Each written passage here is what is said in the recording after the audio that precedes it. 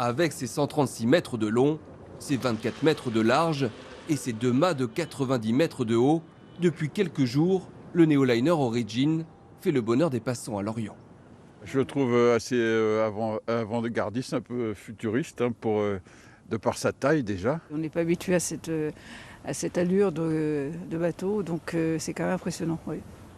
Ce cargo à voile peut transporter jusqu'à 5300 tonnes de marchandises, avec une particularité, il est essentiellement propulsé par le vent, grâce à ce système de mâts en carbone et de voiles constituées de panneaux en fibre de carbone et de verre.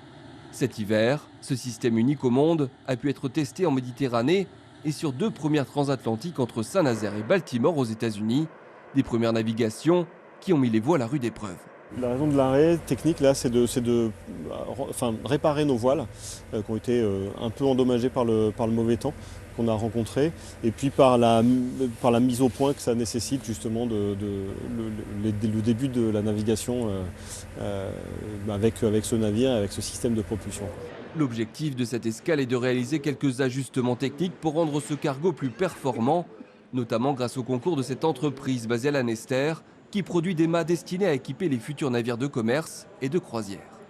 Comme la SMAF, la Solid Sail Mast Factory, est vraiment faite pour recevoir des très grandes pièces. On manipule des mâts qui font 70 mètres de long et plusieurs dizaines de tonnes. Là, comment dire, c'était le meilleur compromis qu'on pouvait trouver pour faire en fait des travaux dans un délai de temps relativement court.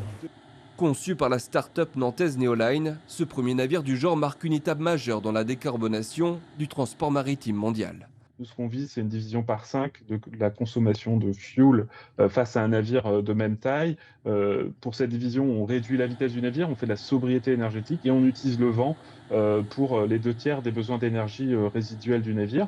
Dès la fin du mois, le navire mettra de nouveau le cap vers Saint-Nazaire pour entamer en février une 3e transatlantique vers les États-Unis, avec une nouvelle escale prévue à Saint-Pierre-et-Miquelon.